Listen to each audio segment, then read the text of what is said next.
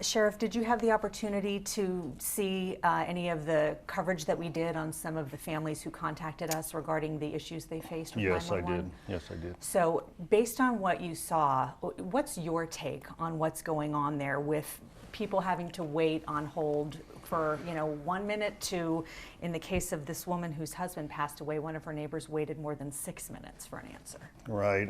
It's unfortunate that that did take place, but in reality, some people are going to be put on hold. The national standard, if you're accredited like we are, or if you look at the National Emergency Number Association, the standard that people try to achieve in their dispatch centers is 90% of all calls are answered in less than 10 seconds. In review of the documents you provided me and my own review of my own organization, we were not meeting that standard for a period of time. And that was as a result of our upgrade attempt in dispatch. We were upgrading our system. It was an old analog system that we were upgrading into a digital system, and that was back in December of 15. So through that process, as you can imagine with any technology project, there's some hurdles that have to be crossed. And during that time, we were having difficulty achieving that 90 percentile. But with that said, 10% of those folks aren't getting answered in that 10 seconds. So there is going to be wait times associated with that. Just for informational purposes, we receive over 8,000 calls a day in our dispatch center. And out of those 8,000, over 3,000 of them are 911 calls. So 10% of those 911 calls are going to be more than 10 seconds. And some people are going to be put on hold because you always have to remember it's human capital that has to answer the phone. And if you have staffing issues associated with emergency calls, a surge in emergency calls at certain periods of times, it's going to create issues. Do you have staffing issues? According to Commissioner Sisolak, there's plenty of money and plenty of staff. Well, yes, I would say yes, we do have staffing issues. There is plenty of staff, but in any organization that requires a great deal of skill to be successful, and no matter what your profession is, it takes a while to train those folks. We have folks that were in training during that period of time. They since have graduated, and now we have some more folks that are currently in the academy, the dispatch academy, awaiting graduation. So there is some relief on the horizon, and we made some adjustments in our operational periods and our current staffing levels to adjust for those high period of times to accommodate calls. But remember what I said, if you have an emergency call that occurs at 1 o'clock in the morning where you notoriously have less staffing than you have at 3 o'clock in the afternoon, you still have the same number of people working. So you have to adjust for that as they come in. Is it acceptable to you when people have to wait? Would you rather see a human being answer the phone every time? Oh, yeah, absolutely. I would like, because usually they're calling 911 because of an emergency associated with it. So, no, it's not acceptable, but I have to work within the restraints that I'm given and the ability to get people properly trained and put on the floor. And that requires human capital and money associated with it. So I'm not making excuses. We are moving forward with the right number of people associated with the increase in calls for service. But I don't have the luxury to say that we're answering every call every time in less than 10 seconds. So. After we aired these two stories with these folks, as you know, I sent you a series of comments that our viewers had posted on our Facebook page relaying their 911 experiences. Correct. And we heard from a number of people who were less than happy with the service they were getting. People who got busy signals, people who got put on hold, someone who said, if I was in the midst of a home invasion, I probably would have been dead in the amount of time it took. It could be seconds, of course. Would you say we're only hearing from the 10%, or that there's still an issue based on? Well, you got to remember what I said. How many calls do we have that come into dispatch on a daily basis? 8,000 general calls, 3,000 of them 911. What about the 90% of those that were happy with our service? And it's unfortunate that I did review the documents you provided me, but there was a couple that's not even our jurisdiction associated with it. So Henderson has their own 911 system. North Las Vegas has their own 911 system. So not all of them were encompassing in my jurisdiction, but some of them were also. And here's another situation that I would like to describe. Technology has advanced over the years, obviously, so when there is an accident, notoriously or previously, we would have one call associated with that accident. Now, because of everybody having, a huge number of the population in possession of cell phones, we'll have 40 calls associated with a minor accident. So we have to wade through all those whenever a call comes in. So some of those that you described on there may have been a result of the third call that came in on a primary event. So that's too my many response. people could be calling, and when that happens, they have to expect that they're going to Well, wait. they may have been put on hold, but we may have already received that call and we're already addressing it. Gotcha.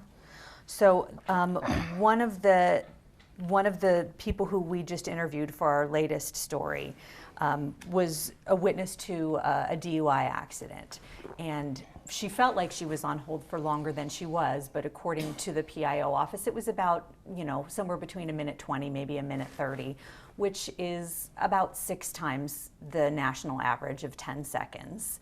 So again, a concern over not meeting that standard, not providing that service, and a concerned member of the community. Right. And that's a legitimate concern, but did we already receive that call? And this person was the one that was third in line, referenced that call. And I don't know the details of it specifically, but remember there was 90 calls answered within that time standard. So there's going to be calls. There's always going to be an exceptions to the rule, and that's unfortunate, but there will always be exceptions to the rule. And of course, we're often looking at potential life and death situations. Correct. And as you know, seconds count. And I don't want to minimize that. Seconds do count. And you asked me earlier, I wish I could be 100% all the time, but that's not possible. So. How do you feel in general about where things are now with 911? I'm not completely happy. I would say that I am happy in our upgrade, but we are currently having issues with our 311 system, the non-emergency system. We have moved some human capital over to assist us on the 911 side to ensure that we're answering those emergency calls to the best of our ability. But the 311 non-emergency, we're still having some technical issues and we're working through those. And hopefully our vendor will be successful.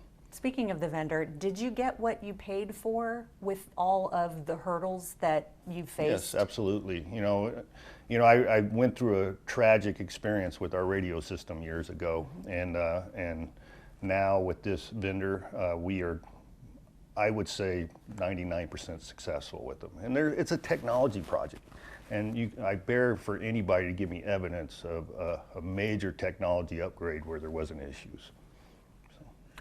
Message to the community as a whole, because clearly we're going to still get people writing in. Right, I'm sure. We're going to get more explanations and stories of being on hold and, had this not happened, my son would have died that day, something to that effect. What's your message to the community as, the overseer of the system that's out there to help and protect them? Well, my message is we're doing everything within our ability to get better. We're not 100%, I'll admit to that. But we are progressing and we will be successful in the future.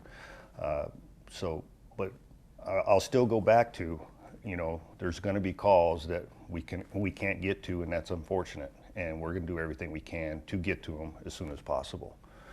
And we'll work through this. I would be upset, I would be more concerned if we weren't getting better on a daily basis, but we are. How did you feel about everything that you read and, especially the woman whose husband died that day when you explained you were experiencing the challenges based on the upgrade? Well, I was upset, obviously, but in any situation, we still have to, even if we receive the call, we still have to dispatch either a police officer or fire service to respond. And there may be other issues on the back end associated with that. There may not even been a police officer available or emergency medical personnel available. In this situation, I don't know. But it's unfortunate that there was a tragedy associated with it. And You know, we could, even if we were 100%, there may be a tragedy associated with it.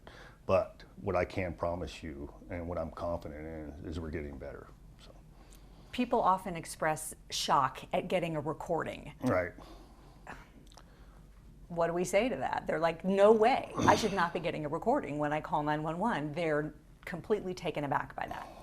Yeah, I'm sure they are, but that's the way it is set up, and that's the system we work in. And it's not a bad system; it's a good system, and it's not 100% no matter what you do, no matter what system it is. If you call IBM, if you call anything associated with your daily lives and what you do on a daily basis, there's nothing 100%.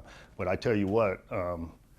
We're in a system where you receive 8,000 calls a day, and we achieve 90 percentile and better. That's a very good system. And that's across the board. Right. You're except for that. I'm not making up these numbers. This is the National Emergency Association that set these standards, and we're well within those standards. And as I mentioned earlier, we are accredited by CLIA, which is a accreditation organization for law enforcement agencies. So is there ever a scenario where people should expect they can get to a point where they're not going to have to be on hold or not going to have to get that recording? No, there's never a scenario that will be absolutely perfect. Where you're always going to get a person, Right. 911, what's your emergency? You will eventually get a person, but within 10 seconds, there's never a scenario where that would be absolute.